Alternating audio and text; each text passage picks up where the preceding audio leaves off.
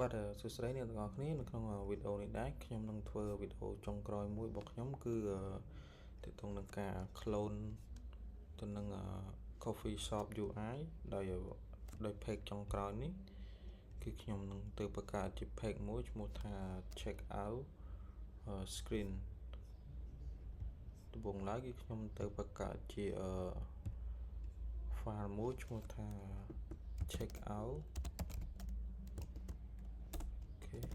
check out screen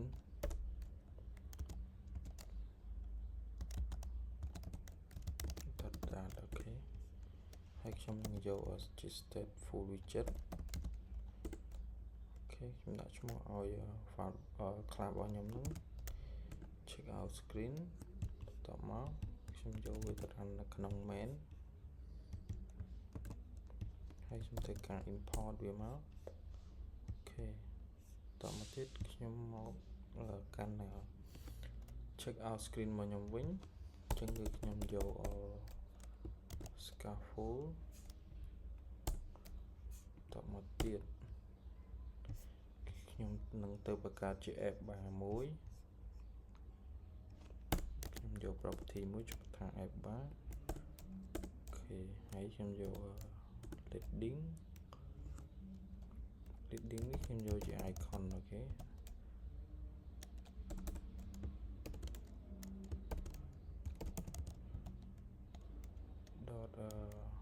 arrow back អូខេ color វិញខ្ញុំយកជាពណ៌សអូ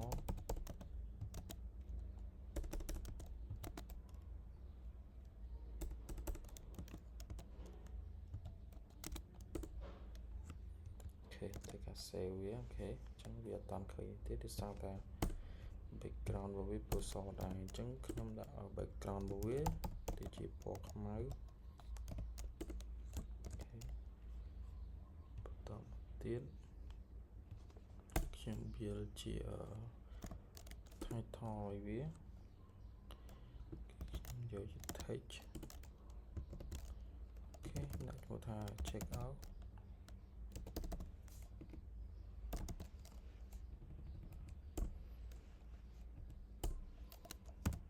color វិញខ្ញុំយកជាពណ៌សអូខេ font size ខ្ញុំយក20ខ្ញុំនឹងធ្វើឲ្យអក្សរហ្នឹងរៀងដិតបន្តិចអញ្ចឹងខ្ញុំយក font weight dot pool អូខេធ្វើការ save វាអូខេអញ្ចឹងយើងបាន app bar ហើយបន្តមកទៀតគឺខ្ញុំ build pick up location មួយដែលខ្ញុំយកជា body អូខេខ្ញុំវាជា column អញ្ចឹងខ្ញុំវាpick up location ដែរ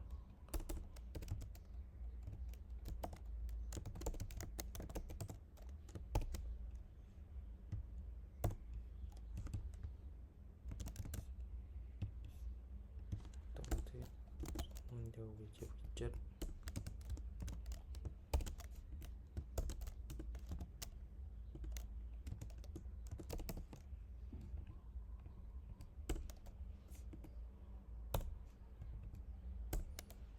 ហើយវា250អូខេ color វាខ្ញុំយកពណ៌សអូខេតែការ save វាអញ្ចឹងវាអត់ទាន់ឃើញទេអញ្ចឹងដោយសារតែក្នុង UI នេះគឺ background វាពណ៌ខ្មៅអញ្ចឹងខ្ញុំដាក់ background color វាខ្ញុំយកវាជាពណ៌ខ្មៅអូខេ save វាមកអូខេអញ្ចឹងដោយសារតែក្នុង UI យើងនេះវាមានពណ៌រៀងប្រផេះដែរអញ្ចឹងគឺខ្ញុំមកបង្កើតឲ្យវា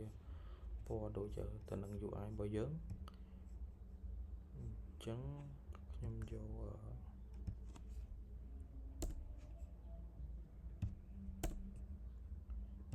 ដាក់វាជាពណ៌ប្រផេះអូខេខ្ញុំ save វាមកអញ្ចឹង គឺខ្ញុំមកបង្កើត shield របស់វាខ្ញុំដាក់វាជា container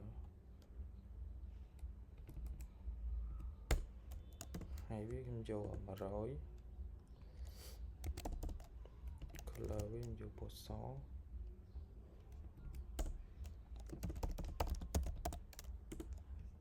ចឹងធ្វើការ save វាសិនអូខេដោយសារតែវាអត់ឃើញហ្នឹងខ្ញុំយកវាជាកលឹមអូខេអញ្ចឹងវាចេញមកហើយអញ្ចឹងខ្ញុំយកវា150សិនចុះអូខេអញ្ចឹងខ្ញុំទៅកវាដាក់ហ្គេមខាងលើនេះវារៀងទៀលអញ្ចឹងខ្ញុំដាក់ box decoration វាខ្ញុំដាក់ border radius ខ្ញុំដាក់ color វាខ្ញុំយក30អូខេវាមានបញ្ហាដោយសារតែយើងដាក់ color នៅខាងក្រៅ decoration អញ្ចឹងខ្ញុំដាក់វានៅក្នុង decoration អូខេចឹងវាបានចឹងហើយចឹងបន្តមកគឺខ្ញុំចូលទៅ decor នៅក្នុង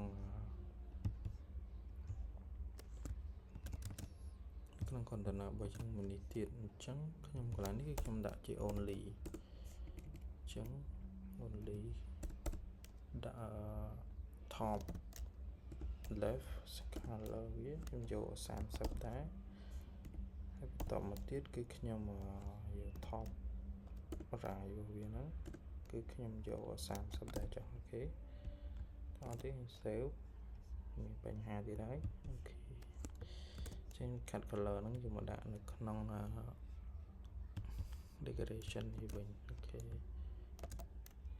ញ្ចឹងវាបានដូចនៅក្នុង UI របស់យើងនេះហើយអញ្ចឹងគឺខ្ញុំទៅបង្កើតជា shield មួយឈ្មោះថា text អញ្ចឹង text របស់ខ្ញុំមានស្រាប់ហើយអញ្ចឹងខ្ញុំមិនបាច់បង្កើតមកទៀតទេ copy វាមកអូខេអញ្ចឹងខ្ញុំដាក់300គុណនឹង300អូខេខ្ញុំដាក់ color នេះនៅ center ចុះអូខេអញ្ចឹងខ្ញុំ save វាមកអញ្ចឹងវាអត់ឃើញដោយសារតែវាមានពណ៌សដូចគ្នាអូខេអញ្ចឹងវាចេញមកហើយបន្តមកទៀតគឺខ្ញុំទៅ build ជា text បែបនេះអញ្ចឹងនេះជា container ហើយខ្ញុំ build វាជា text អញ្ចឹងcopy text របស់ខ្ញុំហ្នឹងមកអូខេចឹងខ្ញុំដាក់ថា ready in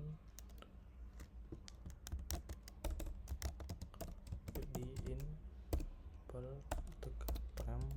minute អូខេចឹងខ្ញុំ save វាមកអូខេចឹងវាបានហើយអូខេអញ្ចឹងយើងឲ្យវាទៅជ្រុងខាងឆ្វេងបែបនេះអញ្ចឹងគឺខ្ញុំដាក់ cross axis alignment វានឹងយក start អូខេអញ្ចឹងវាមកហើយ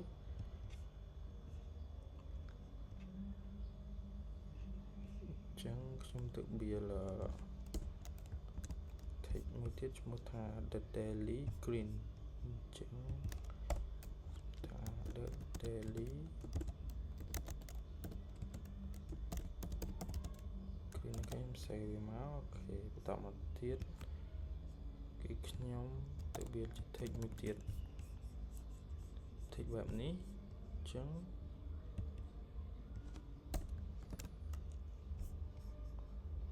ណាត់ text បែបនេះ1 2 3 coffee bean អូខេ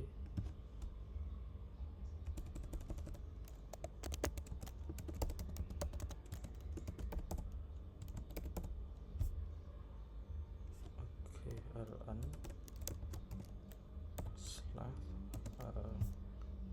/prove will អូ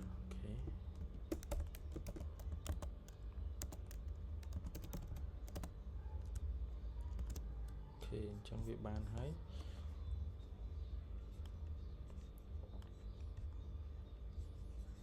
ចឹងគឺខ្ញុំ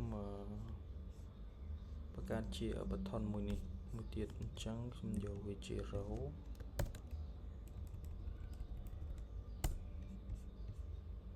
របស់ខ្ញុំនេះគឺខ្ញុំយក elevated button អូខេអញ្ចឹងគឺខ្ញុំដាក់ text ឲ្យវា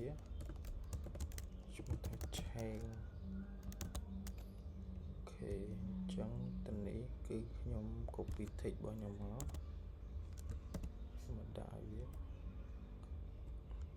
អូខេអញ្ចឹងខ្ញុំយកថា change អូខេអញ្ចឹងវាមានបញ្ហា error បន្តិចអូខេខ្ញុំដាក់វា160ចុះអូខេអញ្ចឹងcolor ដោយសារតើ button របស់យើងនេះមានពណ៌ខៀវអញ្ចឹងខ្ញុំដាក់ star ឲ្យវាអូខេខ្ញុំយក elevated button dot star from អូខេខ្ញុំយកមាន foreground color ហើយនិង background color អូខេខ្ញុំយក background color វាមួយអូខេខ្ញុំដាក់ពណ៌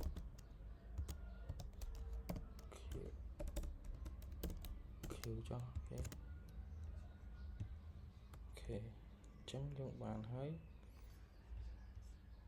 អញ្ចឹងខ្ញុំយក main និង select ចំណុចរបស់ row នេះដាក់ space between អូខេ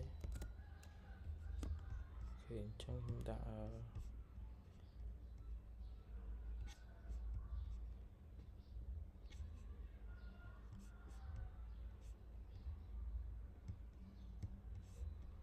ដើម្បីឲ្យវាចូលមកកាន់ដើម្បីឲ្យវាចូលមកគៀនកុំឲ្យវានៅគៀនបែបនេះពេកអញ្ចឹងគឺខ្ញុំសាកប្រើ padding នៅក្នុងនេះ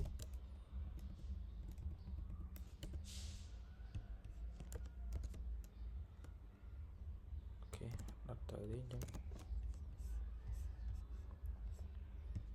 ខ្ញុំយក padding មួយនេះ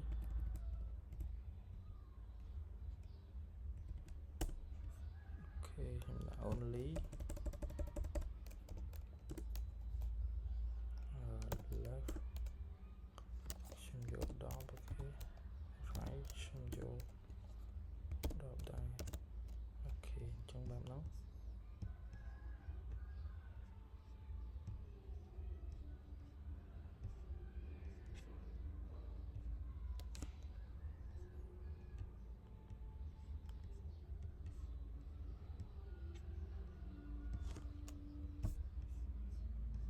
ចានេះខ្ញុំយកដូចគ្នាដែរ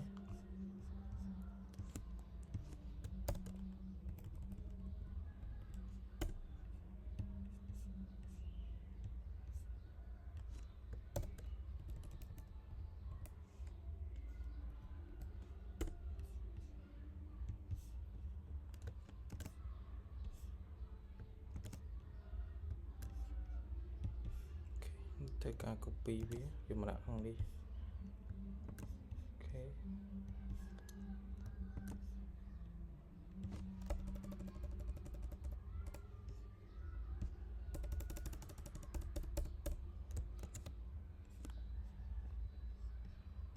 ខេនេះខ្ញុំយក font វាតូចបន្តិចទៅខ្ញុំយកវា18អានេះ18ដែរអូខេអញ្ចឹងយើងបានpick up color នេះហើយអញ្ចឹងអានេះខ្ញុំដាក់នៅខាងលើនេះដាក់ title ឈ្មោះថា pick up location អូខេ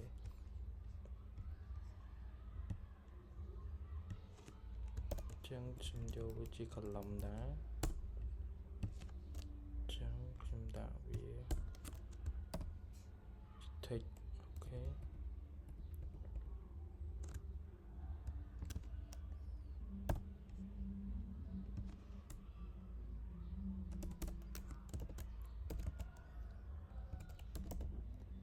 application ok mình cả save ok chẳng xem cho cross axis alignment này vô start ok chẳng xem thua son hiệu điện được đôi nó không dù ai bây giờ khi chẳng dùng bàn bạn nâng hái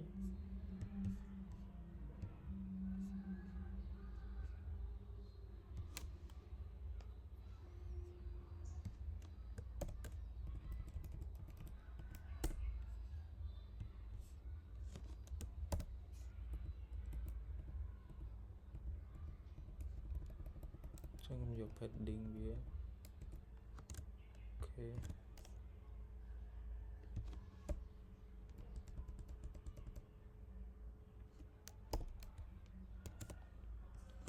chẳng trong bàn hái chẳng dùng bật thon viên bật thon chẳng dùng đòn đá ok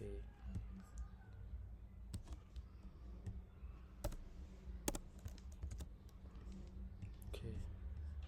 bật tọt một tiết cứ trong từ bật cao cái chip payment mà xón chẳng cho một căn tên máu đã bill payment method ok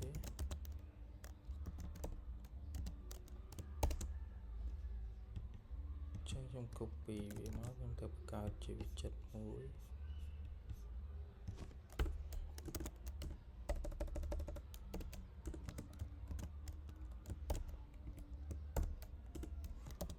return ok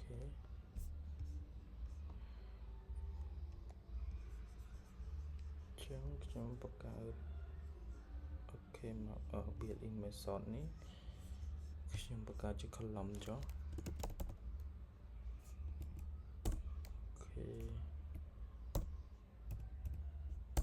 tomato ok chúng ta thích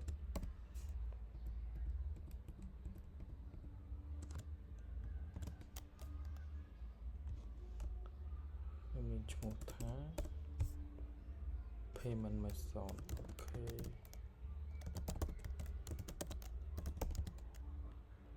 ta save về ok đã cross axis là cho mình về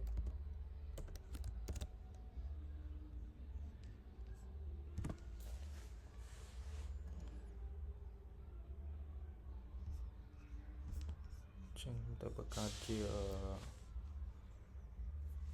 thonแบบนี้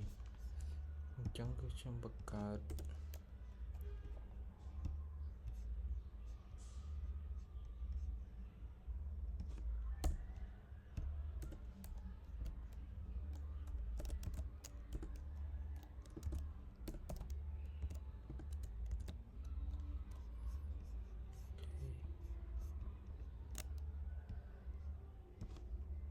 chỉ container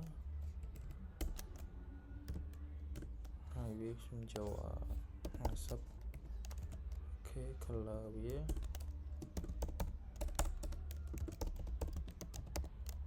xin cho bộ sau xin cho ok tất cả save viết ok mình bán hãy chân nhưng mà được qua viết xin cho border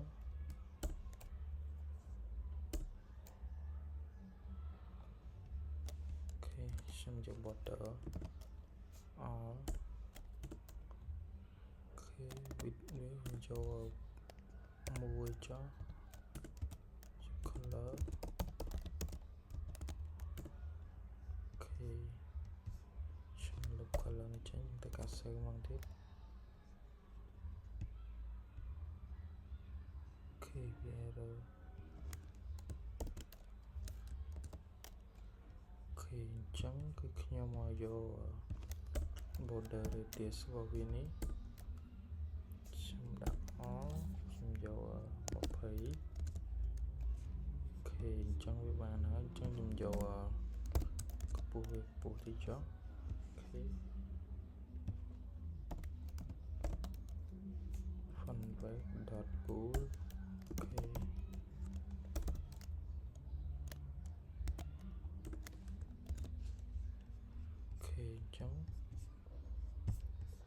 ខ្ញុំទៅបង្កើតជា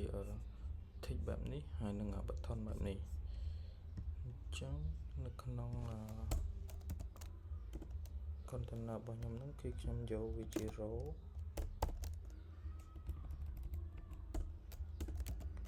children អូខេ tick ចឹងខ្ញុំកើតវាជា say វាថាជា visa ending in អូខេ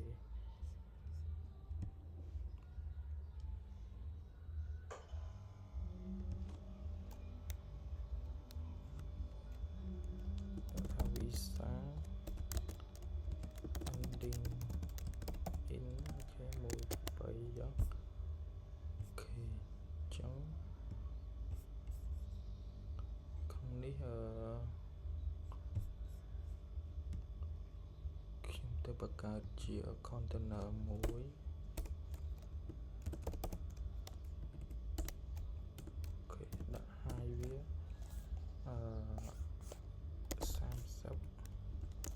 width របស់វា30ដែរ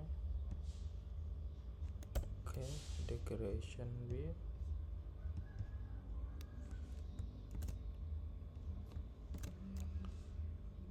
ខ្ញុំមកដាក់ជា border ទេហើយក៏ខ្ញុំមកដាក់ជា border radius ដែរគឺខ្ញុំយកវាជា shape វាខ្ញុំយកជា circle អូខេខ្ញុំដាក់ពណ៌វាអូខេខ្ញុំដាក់ border ត្រូវយក border.all អូខេ width វាខ្ញុំយក2យក color វាអ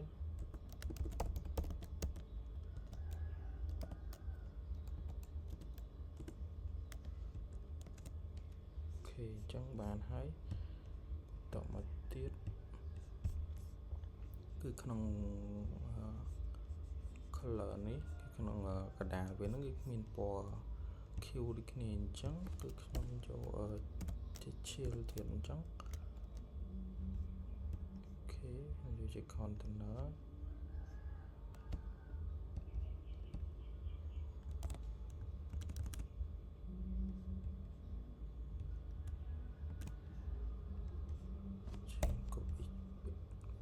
ខ្ញុំយកវា10អូ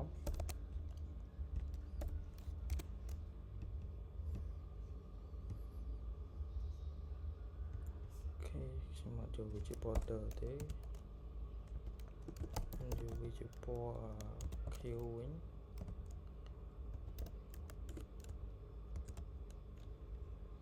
អូខេខ្ញុំដាក់វា center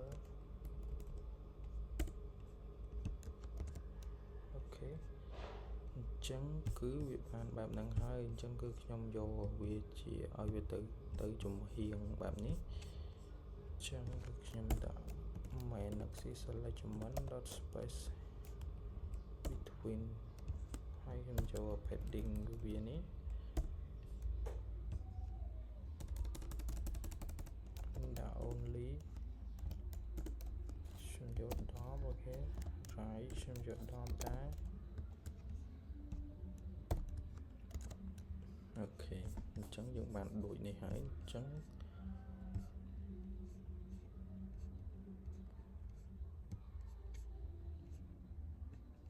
ខ្ញុំ copy វាមកដាក់ដូចទៅដល់ហ្នឹងអូខេខ្ញុំដាក់ assign box ឲ្យវា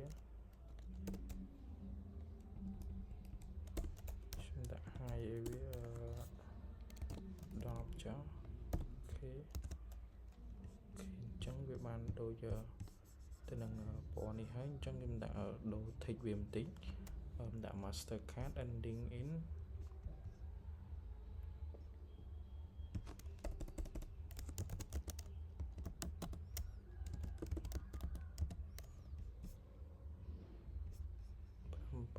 7ចាអូខេចឹងវាបានបែបហ្នឹងហើយអញ្ចឹងនេះខ្ញុំកំណត់ color វាទៅជាពណ៌ opaque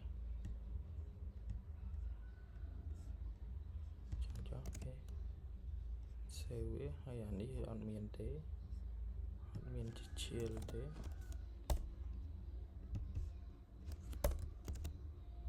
អូខេអញ្ចឹងយើងបានដូចគ្នាទៅនឹងអានេះហើយអញ្ចឹងយើងបង្កើត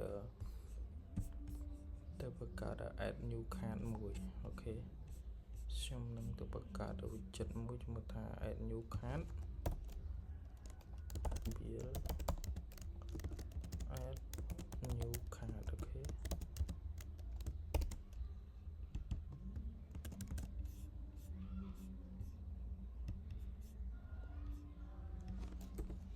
widget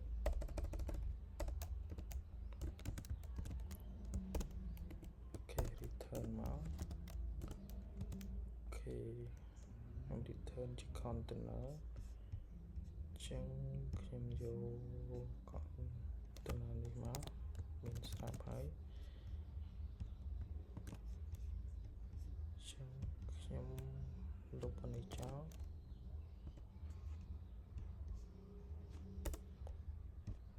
អូខេធ្វើការ save វាអូខេចឹងខ្ញុំដាក់ sidebox នេះហើយវាដាក់ហើយវាដប់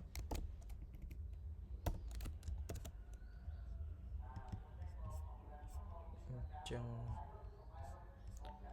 ញ្ចឹងដើម្បីបានបែបនេះអញ្ចឹងខ្ញុំទៅបង្កើតជាខ្ញុំនឹងទៅ add ជា package មួយខ្ញុំទៅរក package មួយឈ្មោះថា .thit border អូខេអញ្ចឹងខ្ញុំធ្វើការ copy វាមកយកមក add នៅក្នុង pubspec.jam មកអញ្ចឹងខ្ញុំធ្វើការ save វាតបមកទៀតអូខេអញ្ចឹងយើងមានហើយអញ្ចឹងយើងមិនបាច់ចាំ add វាទេអញ្ចឹងគឺខ្ញុំយក widget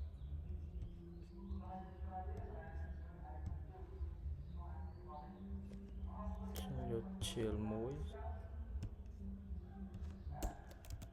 ឈ្មោះថា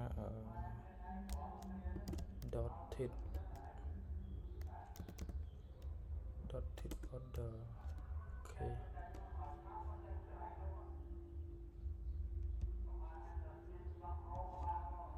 .thit border អូខេចឹង .thit border នេះវាមានជា option ចឹងខ្ញុំយកជា option ចឹងខ្ញុំមើលរក rounded អូខេ option នេះចឹងខ្ញុំយក radius របស់វា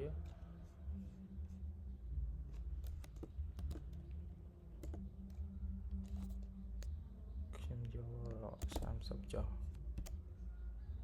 តមកទៀតចឹងខ្ញុំយកវាជា row អូខេ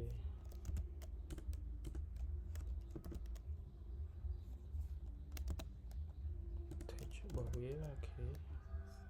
ធ្វើការ save វាតែសិនអូខេវាអត់មាននេះទេ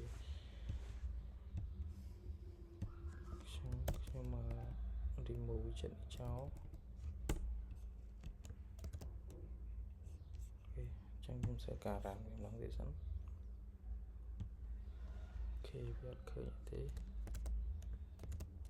អូខេចឹងវាចេញមកហើយ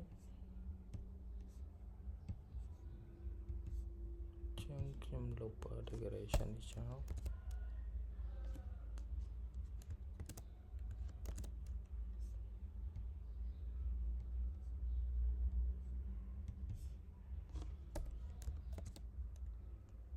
អូខេ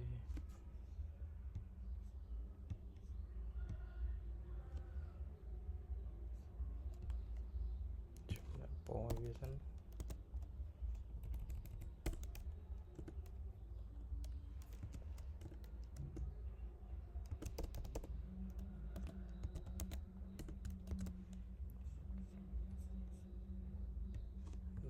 center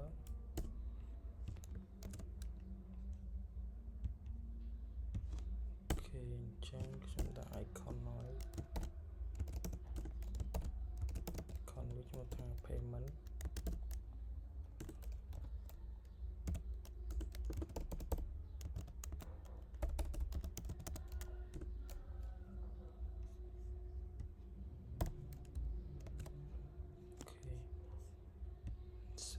ចឹង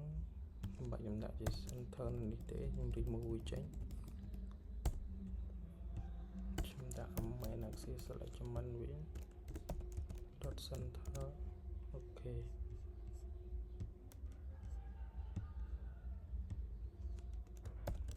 ខ្ញុំសាក remove វាចោលមកទៀតសិនមកហើយđâyបានជាវាមិនឃើញ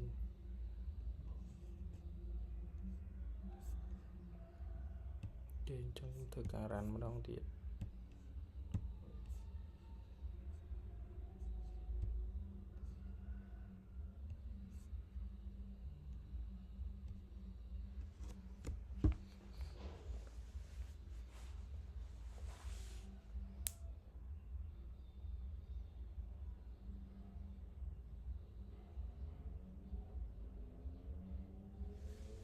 ខ្ញុំវាអត់ឃើញទេចឹងខ្ញុំទៅបង្កើតវាជា container មកវិញ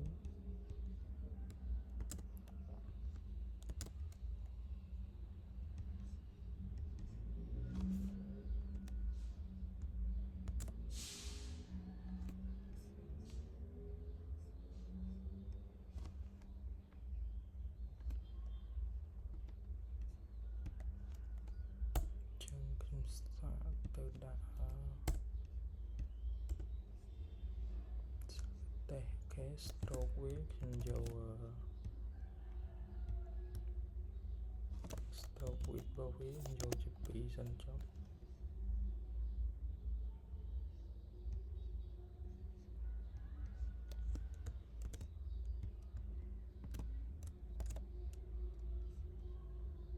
តមកទៀតគឺខ្ញុំយក dash pattern របស់វា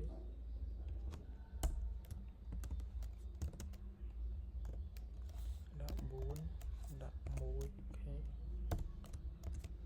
ត់តន់ចេញទៀតអញ្ចឹងយក color វាអូខេអញ្ចឹងវាមកហើយđâyវាជាអត់ទៅកដាលអូខេអញ្ចឹងវាមកកដាលហើយដោយសារតែមុនហ្នឹងវាអត់ឃើញហ្នឹងដោយសារតែយើងអត់បានដាក់ color ឲ្យវាអញ្ចឹងខ្ញុំដាក់វា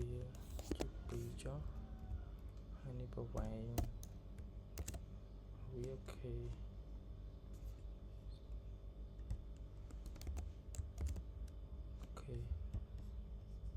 ចឹង radius វានេះគឺខ្ញុំយកតែ20សិនទេអូខេចឹងចុះ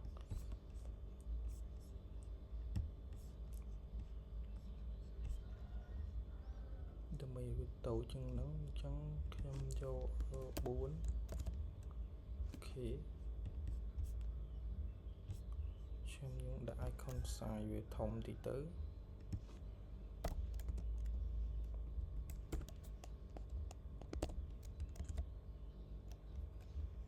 អូខេ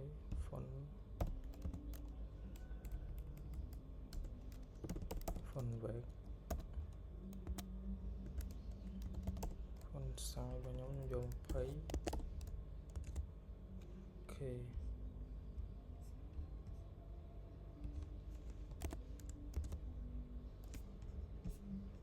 ចង់ add new card ចង់ tick នេះខ្ញុំដាក់ថា add new card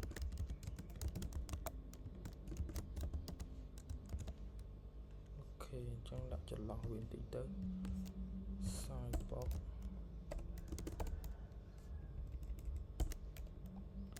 ដាក់ width វាដាក់6ចុះអូខេចឹងយើងបានអានឹងហើយចឹងបន្តមកទៀតគឺខ្ញុំទៅ build order summary ចឹងគឺខ្ញុំចូលទៅបង្កើត build order summary ឲ្យវា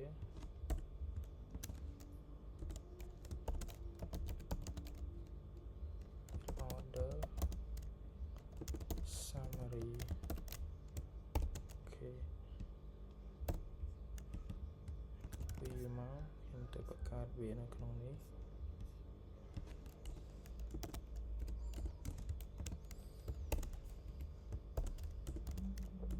return អូខេខ្ញុំយកវាជា column ហើយចុះ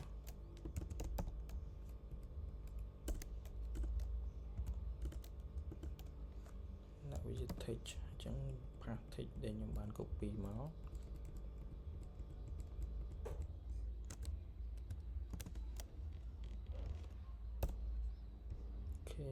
ដាក់ bill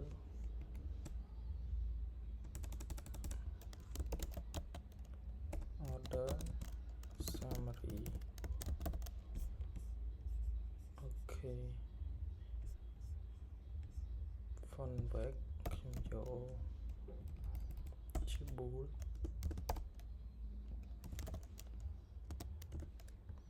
ខ្ញុំធ្វើការ save វាអូខេ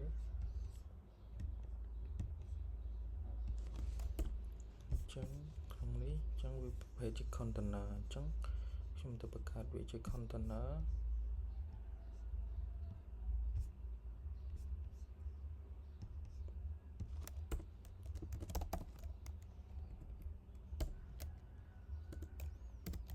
ហើយយកវាខ្ញុំយក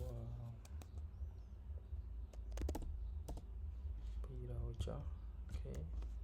ដាក់ color វាសិនដើម្បីចង់ដឹងថា container របស់យើងនោះមានកម្ពស់ប្រមាណ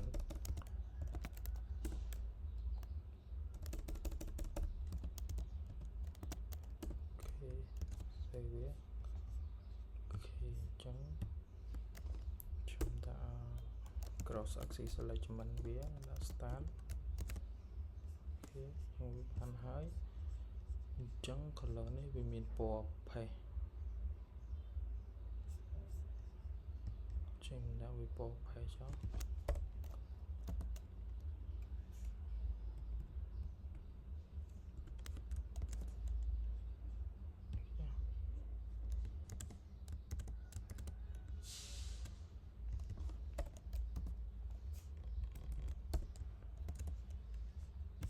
អូខេ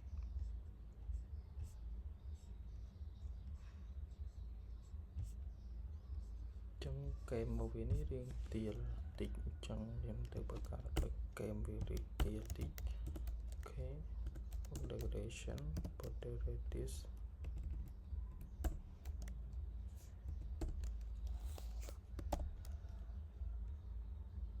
ខ្ញុំយក color នេះខ្ញុំខាត់វាមកដាក់មក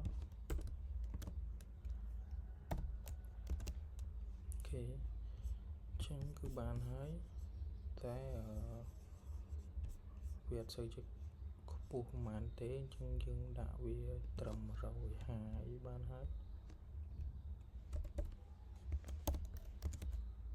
អូខេអញ្ចឹងក្នុង shell នេះវាមាន subtitle tag and fee អញ្ចឹង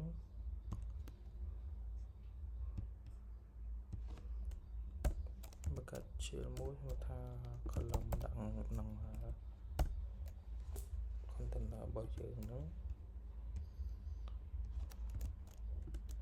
ខ្ញុំមក copy text នេះយកមកចុះអូខេអញ្ចឹង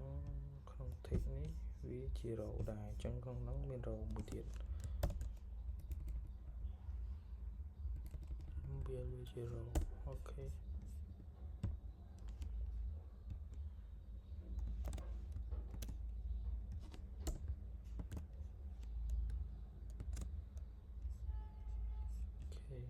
ចឹង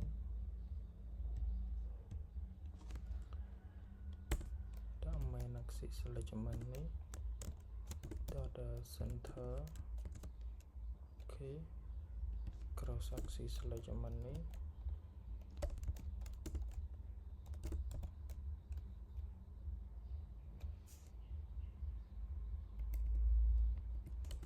center ដែរចុះអូខេ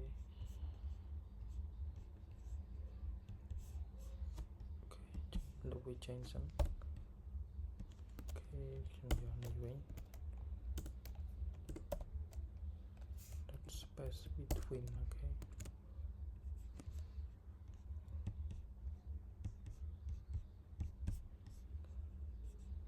ចឹងអក្សរទី1ហ្នឹងឈ្មោះថា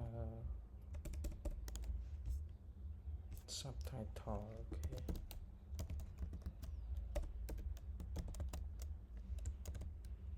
save វាមកពុះទៀតតម្លៃ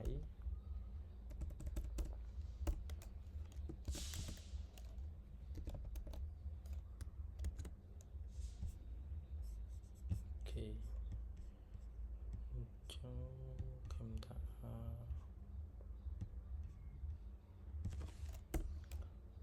padding ឲ្យវាសិនយក16ចុះអូខេអញ្ចឹងវាមកប៉ុណ្្នឹងហើយអញ្ចឹងវាមិនមែនជា font bold ទេវា font ធម្មតាទេអញ្ចឹងខ្ញុំលុបវាចោល save អូខេអញ្ចឹងខ្ញុំមក extract វាខ្ញុំដាក់ fill texture អូខេអញ្ចឹងខ្ញុំ copy fill text នេះខ្ញុំដាក់ទៅនេះវិញមក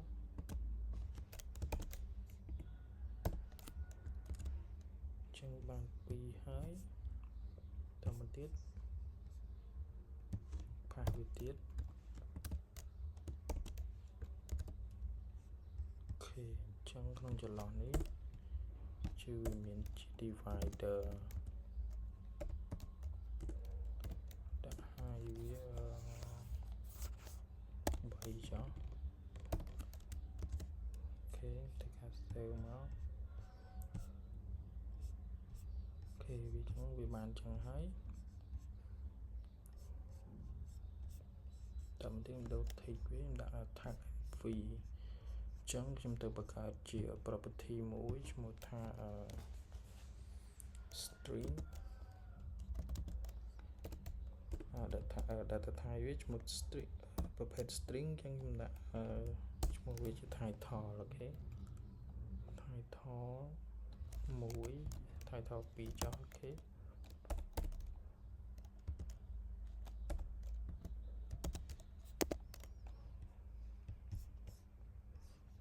ចឹងនេះខ្ញុំយក title នេះយកមកដាក់នៅក្នុង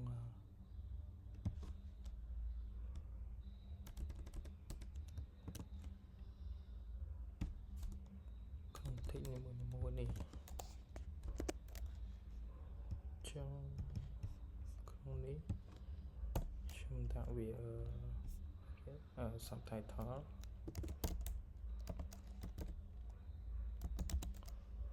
អូខេចឹងវាទៀតខ្ញុំដាក់ text មួយទៀតដែរដាក់ជាតម្លៃវា8.5 អូខេចឹង copy វាមកយកមកដាក់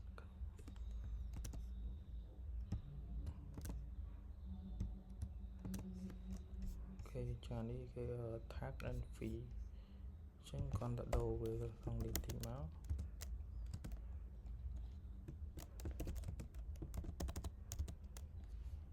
fee អូខេនេះ total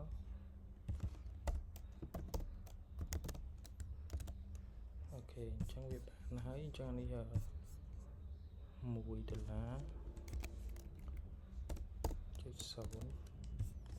ូខេនេះ50នេះ9.50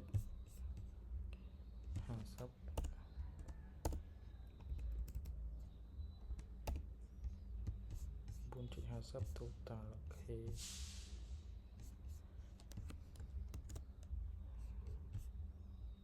ចឹងដោយសារ font នេះវាមានរាងដិតបន្តិចអញ្ចឹងខ្ញុំនឹងដាក់មួយទៀតចុះអូខេfont bold ចុះអូខេ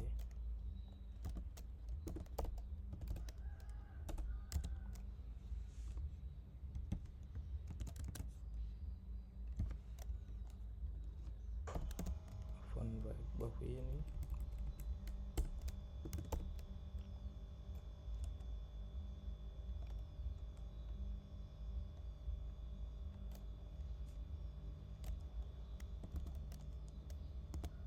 អូខេ convert បូលអូខេខ្ញុំដាក់លក្ខខណ្ឌឲ្យវា ចឹងបើ font bold នេះវាជា font bold true ហើយវាជា font bold នេះចុះបើវាមិនមែនទេឲ្យវា null អូខេចឹងខ្ញុំ copy វាម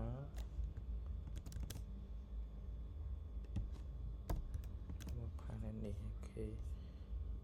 ចឹងខ្ញុំដាក់វាបើសិនជាវា true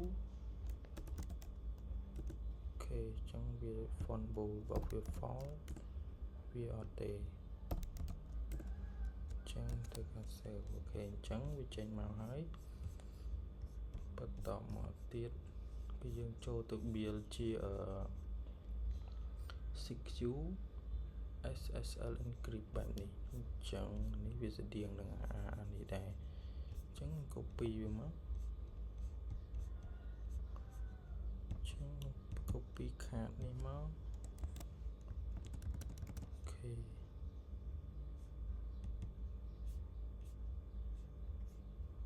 ដាក់ឈ្មោះថា build 6U ចុះ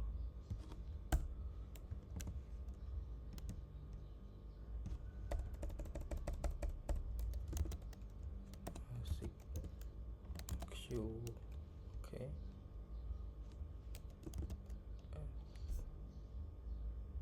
SSL ចុះអូខេ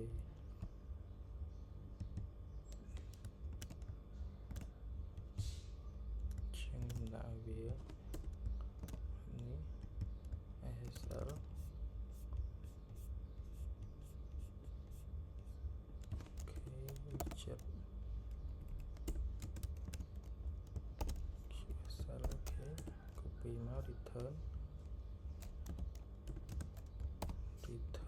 container មិញនោះអូខេផាសវាមកខ្ញុំដ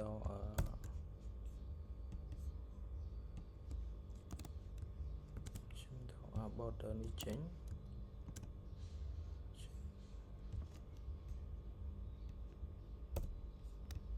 ខ្ញុំទៅការ save មកទៀតអូខេអញ្ចឹងវាមកហើយអញ្ចឹងខ្ញុំដាក់ជា key ហើយសរសេរជាដាក់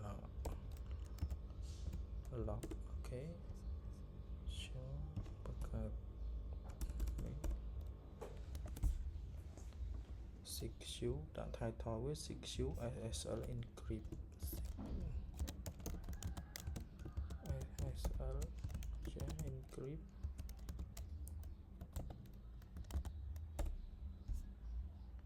encryption អូខេ dot font នេះចេញអូខេ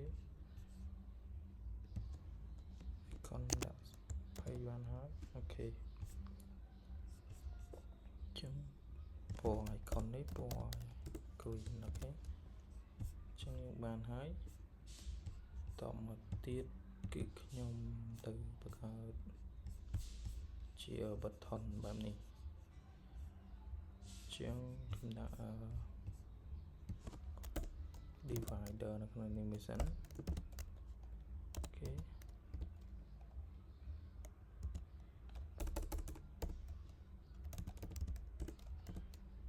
ហើយយើងលើក5លើក3សិនចុះ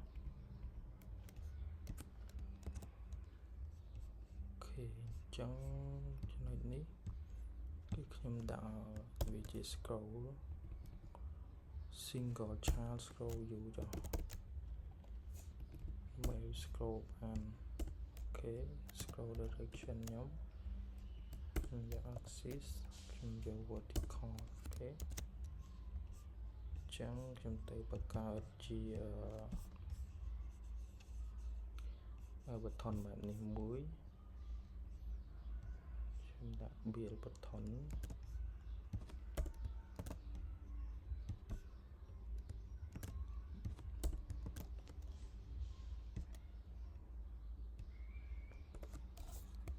ដាក់ដបចោលអូខេដាក់ build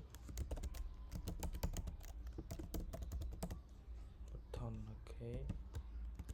ខ្ញុំទៅបង្កើតជា button នៅក្រោមនេះមក budget bill button okay chẳngខ្ញុំ return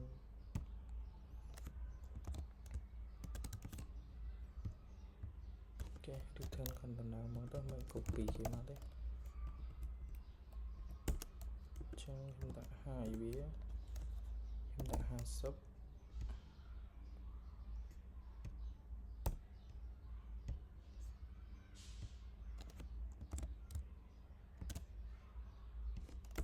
ឈើខ្ញុំយកទៅថេកបែបនេះ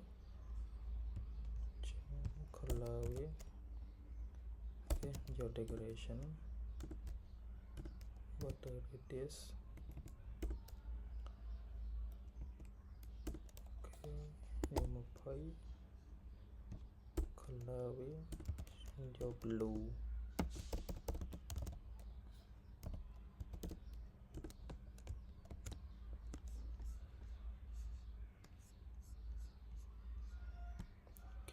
ចឹង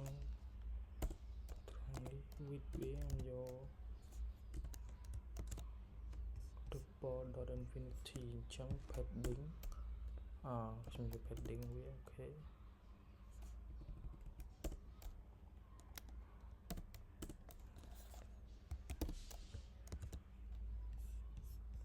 center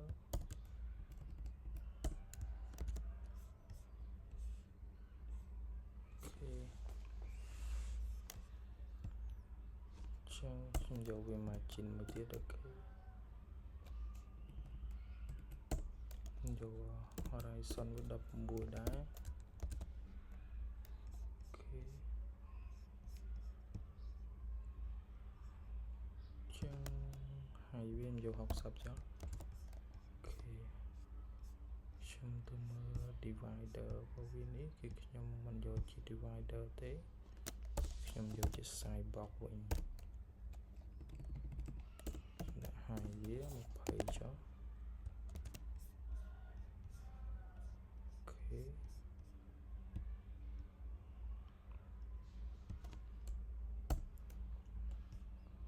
side box នេះខ្ញុំយក dot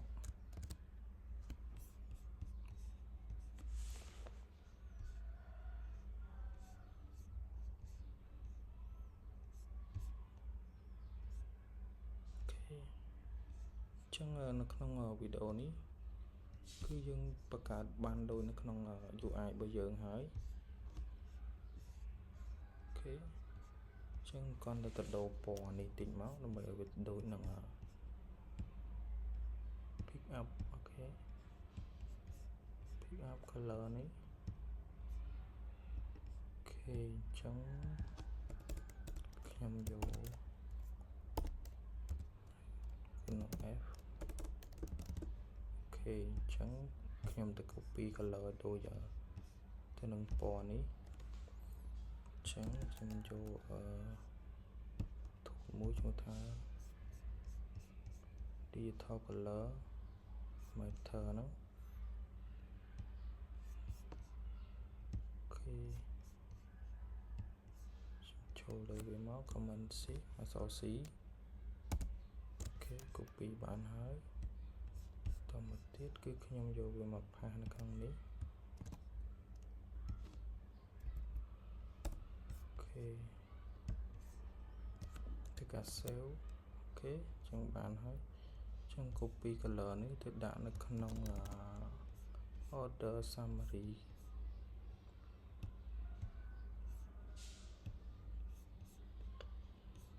អូខេ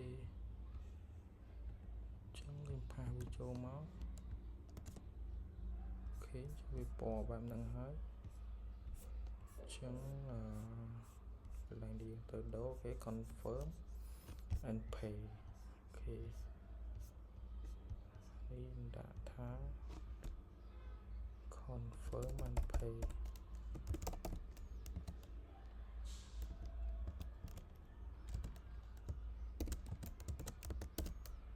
pay 9 ដុល្លារកន្លះ funweb.pool